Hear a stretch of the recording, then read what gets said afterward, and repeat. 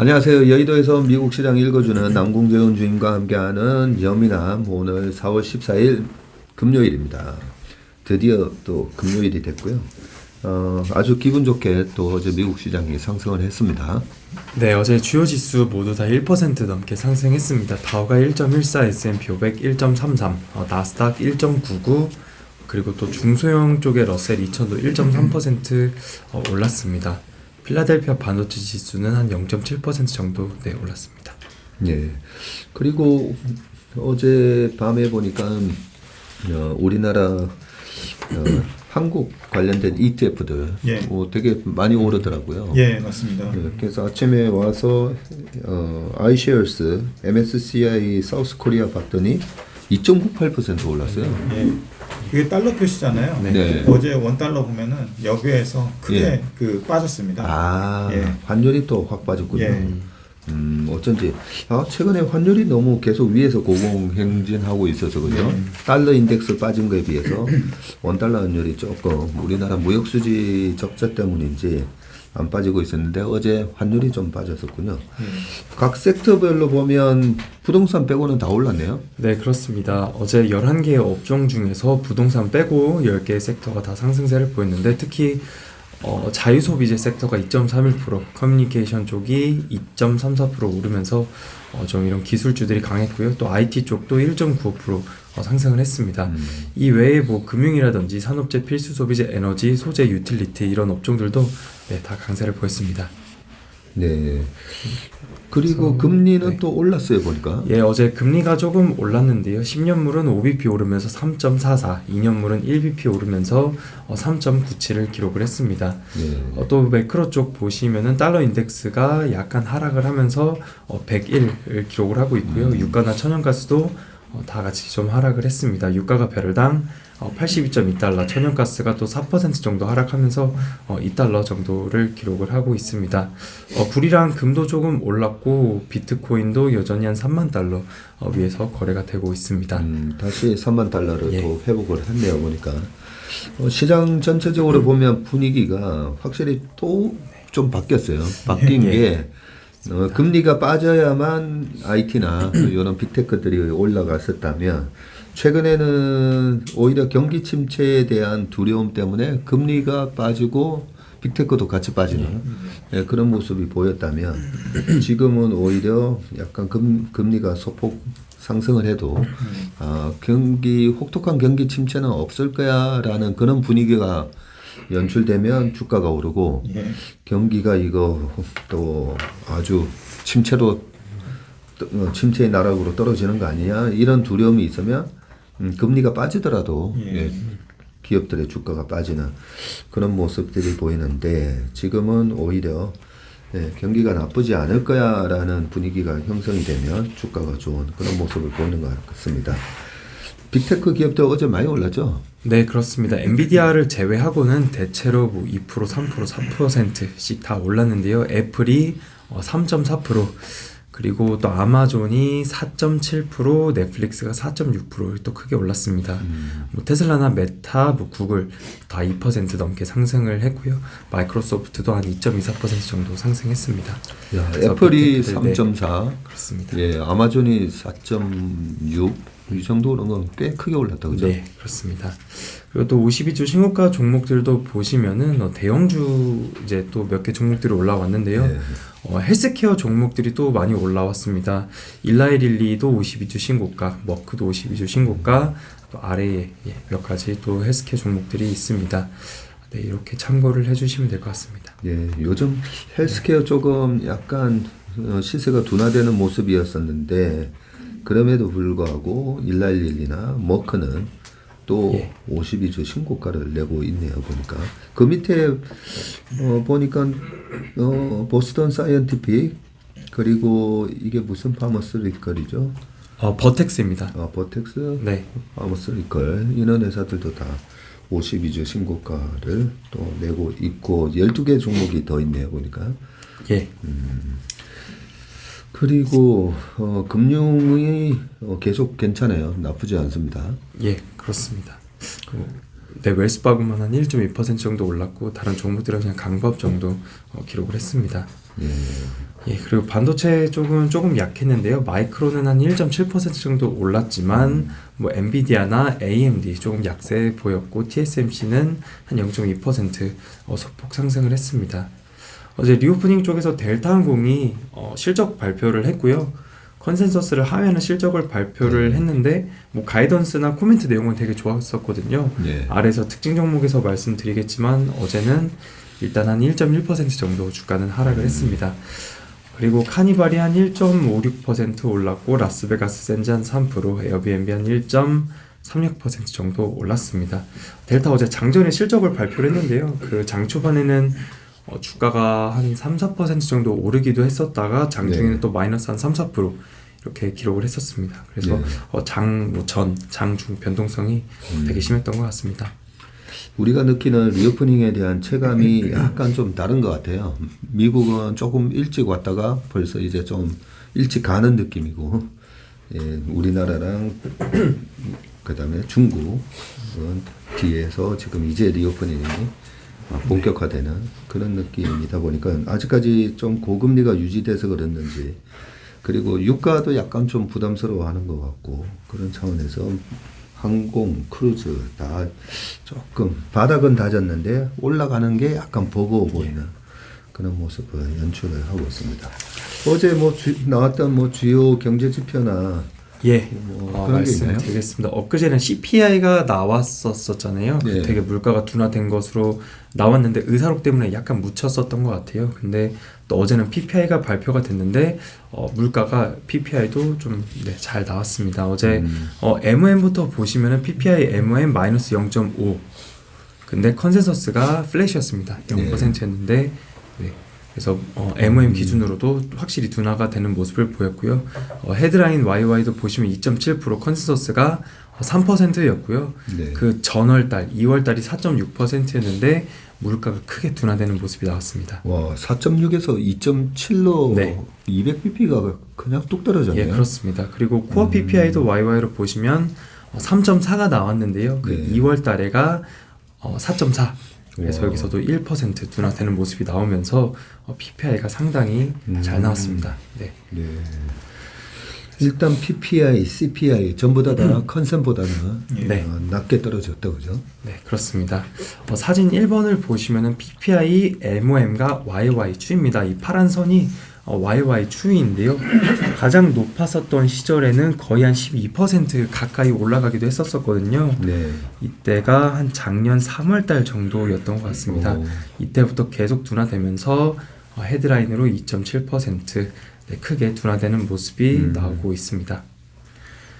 그리고 사진 2번에는 이제 PPI의 세부 내용인데요. 이 PPI의 비중부터 간단하게 말씀을 드리면 이 파이널 굿즈 상품에 대한 이 수요가 한 31%, 그리고 서비스가 한 67%, 그리고 건설 쪽이 한 2.6% 정도 돼서 그냥 건설은 약간 좀 비중이 워낙 낮아서 그냥 무시를 하셔도 될 것 같고요. 그냥 상품이 한 30, 그리고 서비스가 한 67% 정도 된다, 이렇게 보시면 될 것 같습니다.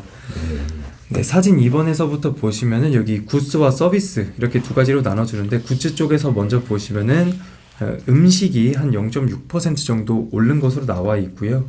그리고 에너지는 마이너스 6.4% 되면서 마이너스가 그 에너지가 확실히 꺾이는 모습이 나왔습니다.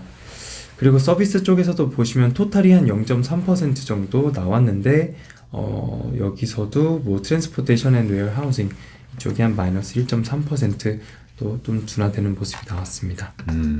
그래서 상품이랑 서비스 이쪽 다 MOM 기준으로 좀 둔화되는 모습이 나오고 있습니다.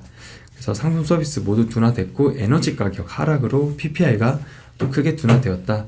다만 그 식품, 푸드는 여전히 약간 좀 높은 수준이다. 그리고 건설 쪽은 또 비중이 또 그렇게 크지 않기 때문에 그냥 참고를 해주시면 될 것 같습니다. 그래서 에너지 가격이 크게 하락을 하면서 PPI도 둔화되는 모습이 나오고 있습니다. 모든 물가, 소비자 물가가 실질적으로 이제 생산자 물가부터 그죠? 이어지는 개념이다 보니까 생산자 물가가 좀 이렇게 떨어지면 확실하게 이제 소비자 물가에도 나중에 영향을 미칠 것 같습니다. 네. 더 자세한 그 세부 내용은 저희 최로 상무님께서 뒤에서 말씀을 해주실 예정이어서 네. 저는 다음으로 또 주간마다 발표되는 신규 실업수당 청구 건수 말씀드리겠습니다. 이번에 23.9만 건 정도가 나왔습니다. 거의 24만 건 정도인데 컨센서스보다 높게 나왔고요. 지난주보다도 높게 나왔습니다. 이 사진 5번을 봐주시면 되는데 네, 초록색 선이 주간 신규 실업수당 청구 건수 그리고 빨간색이 누적이라고 보시면 될 것 같습니다. 여기서도 181만 건 정도가 나왔는데 이게 이전에도 말씀드렸지만 지난주쯤에 그 리비전이 좀 있었었거든요. 네. 이런 수치들이 계속 튄다라고 하면서 그래서 이런 수정들이 발생하면서 지금 좀 제대로 나오고 있는 것 같고요. 거의 한 21년도 12월 수준까지 올라왔습니다. 그래서 청구 건수가 계속 늘고 있는 모습입니다. 네. 지난번 연초에는 실업수당 청구 건수가 너무 또 낮게 나와가지고 예, 그렇습니다. 야 경기가 너무 아직까지도 뜨겁고 고용 노동비가 떨어져야 되는데 네. 이렇게 고용이 핫하면 이 노동비가 떨어지겠냐 뭐 이러면서도 이 누적 숫자는 계속 그래도 증가하고 있다라는 네. 걸 말씀을 하셨었는데 이 그래프를 보니까 딱 그렇네요. 예, 누적은 그렇습니다. 계속 늘어나고 있었고 일시적으로 좋은 듯 했다가 가파르게 이렇게 좀 치솟으면서 그죠? 맞습니다. 고용 누적은, 시장에서도 약간 이제 좀 분위기가 약간 냉각되는 그런 느낌이다 그죠? 네, 그동안 워낙 뭐 레이오프 이런 것들이 많았었는데 이제서야 좀 더 확실하게 보이는 것 같습니다. 여기 우측에 사진 6번에 지역별로도 또 가져왔는데요. 네. 보시면은 캘리포니아, 뭐 뉴저지, 펜실베니아, 텍사스 뭐 이런 쪽에서 실업수당 청구 건수가 크게 늘었던 것을 보실 수가 있습니다. 캘리포니아에서만 10,000건이 넘게 나왔습니다. 야, 네. 그렇군요. 캘리포니아, 그다음에 뉴저지, 네. 그리고 펜실베니아, 텍사스, 커네티컷, 네. 뉴욕 이런 순서대로 예. 실질적으로 이 빅테크나 예. 미국의 주요 기업들이 다 포진해 있는 그런 지역인 것 지역이다, 같습니다. 그죠? 네.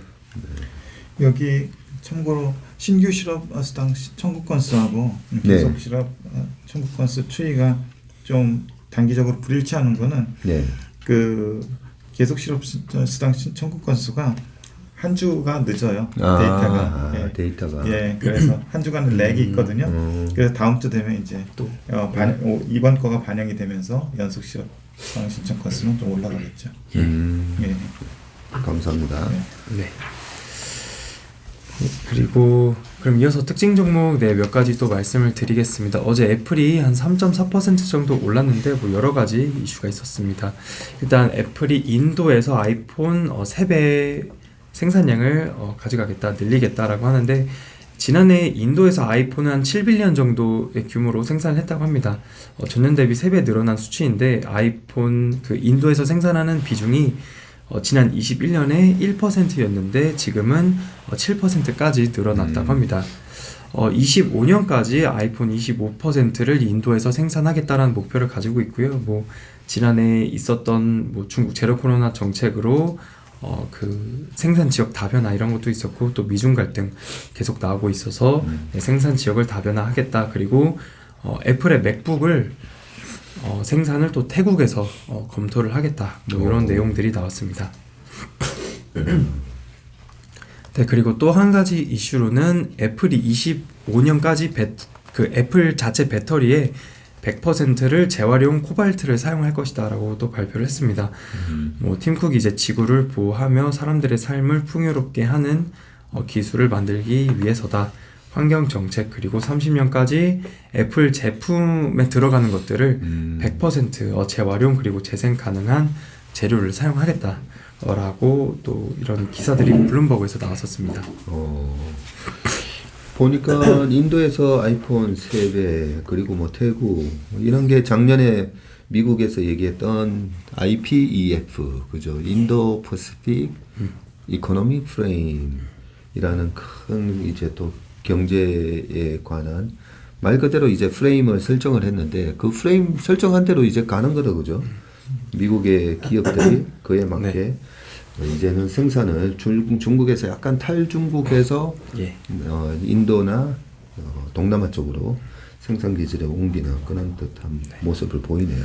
그리고 또 30년까지 제품 100% 재활용 뭐 이런 걸 하겠다라고 하는데 배터리뿐만 아니라 막 PCB 기판들이라든지 여기도 네. 다 그 납땜 뭐 이런 것들 다 들어가는 걸로 알고 있거든요. 제가 잘 기억이 안 나는데 네. 어떤 배터리뿐만 아니라 들어가는 뭐 기판이나 이런 것들도 예. 다 재활용 할 수 있는 것들로 사용을 하겠다라고 합니다.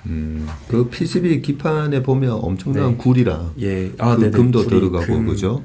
뭐 그래서 철 이런 거 다 네.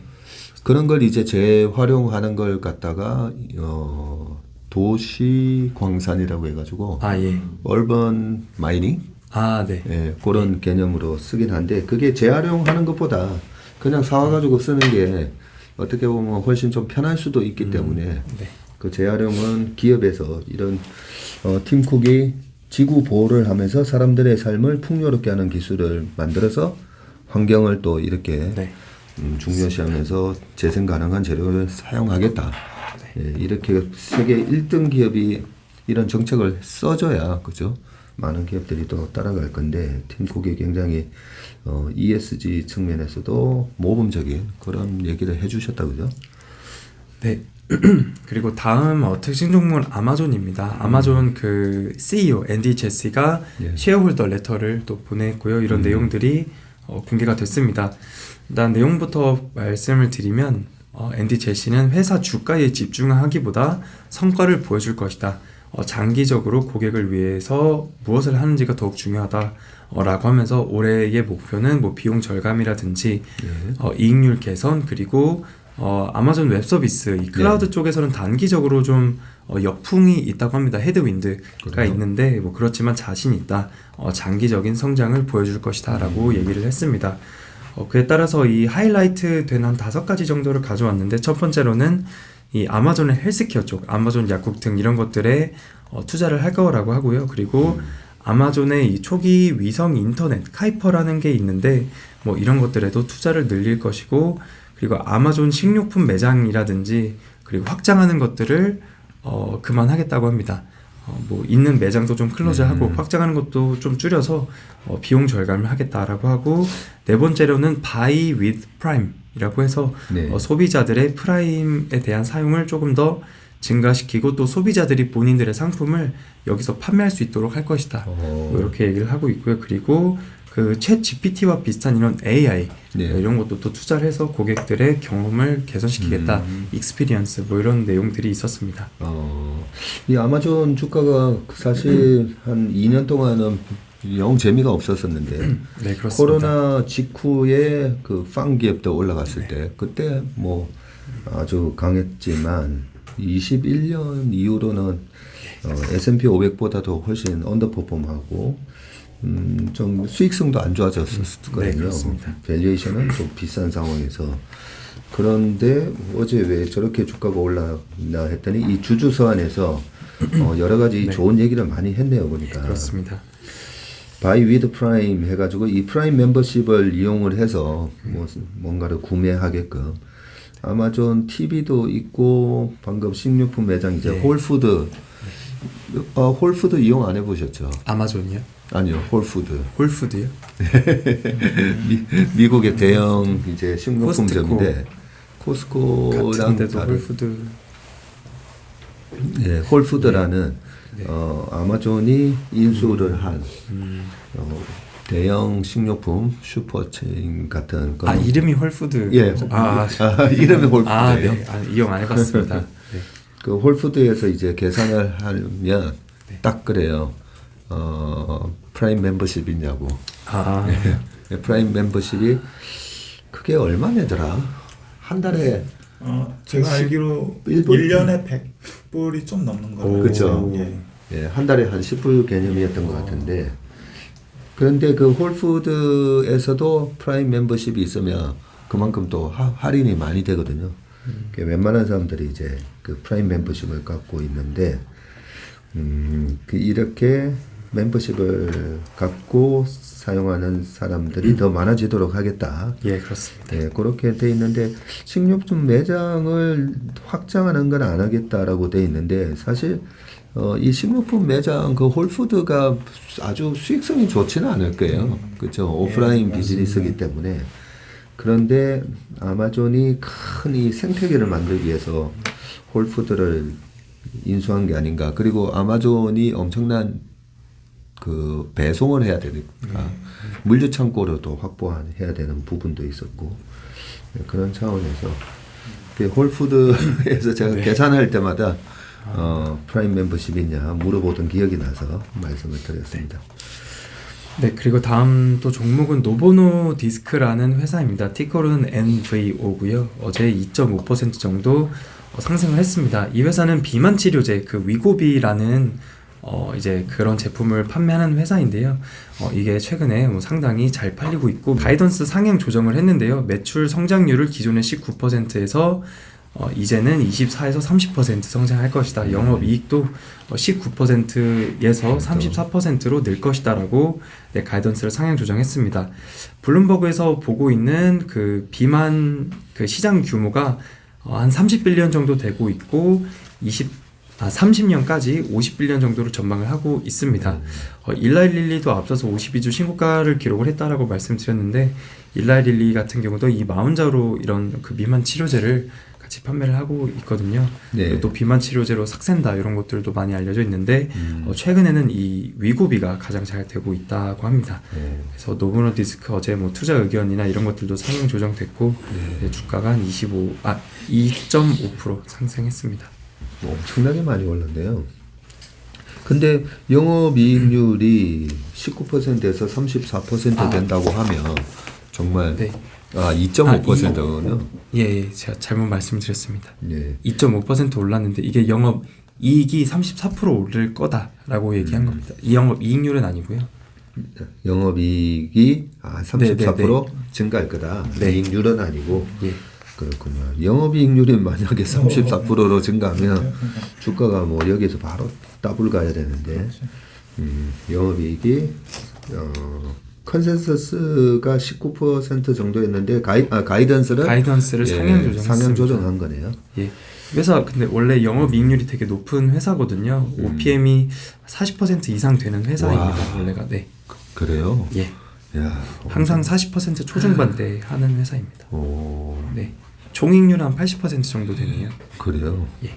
엄청난 회사네요. 이름이 뭐라고요? 노보노 디스크입니다. 노보노? ADR 주식이고요. 예, 노보노 디스크. 예. 뉴욕에 ADR로 상장이 되어 있군요. 네, 그렇습니다. 네, 다른 유럽 회사입니다. 네. 근데 뭐 보면 이 비만을 치료하는 데 있어서 약도 좋지만 그냥 하루에 한 10km만 걸으면 되는 것 같기도 한데 그죠? 그리고 델타 에어라인 계속 올해 들어와서 지금 3개월 동안 주가는 한 12% 정도 또 빠졌어요. 예, 그렇습니다. 시장 자체는 올라왔는데 주가는 빠졌으니까 상당히 그 상대적 성과가 아주 좀 부진해 보이거든요.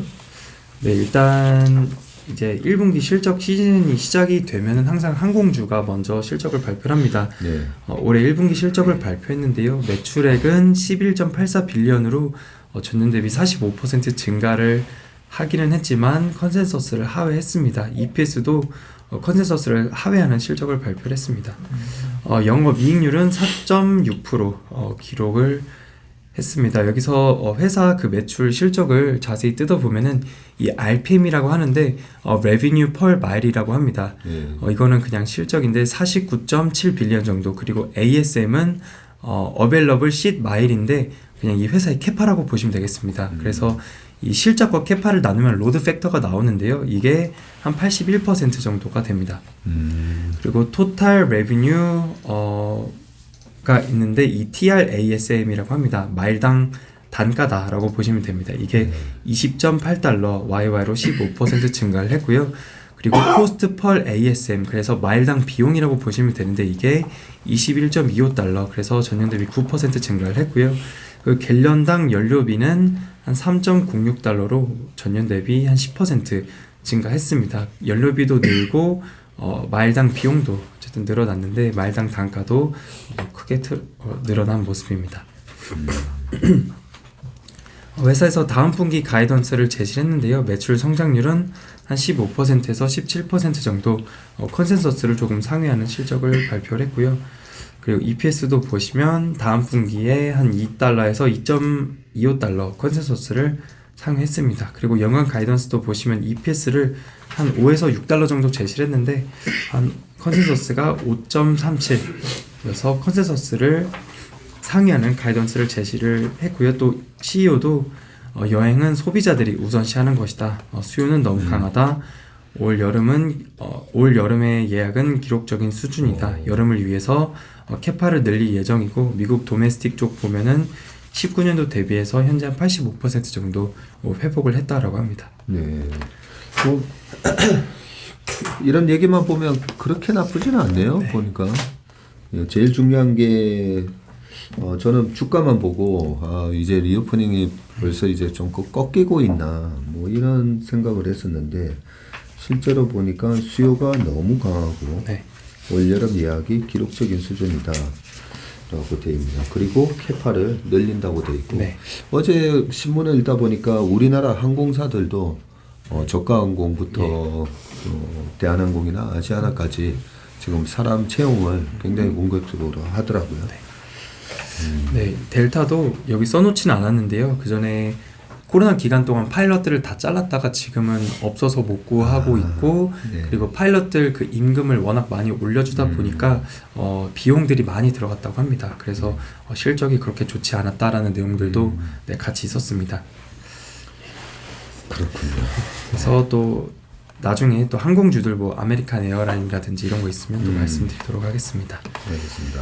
네, 그리고 오늘 밤에 발표되는 지표로는 뭐 미시간대 소비자 신뢰 지수가 있는데 4월달 예비치입니다. 컨센서스가 60이고 지난달이 한 59.2. 그래서 소비자들의 신뢰 지수가 4월달엔 조금 더 개선되지 않을까라는 컨센서스가 되어 있고요. 여기서 또 같이 발표를 해주는 단기 기대 인플레이션 그리고 장기 기대 인플레이션이 있는데 네, 조금 더 중요한 건 장기 기대 인플레이션이라고 합니다.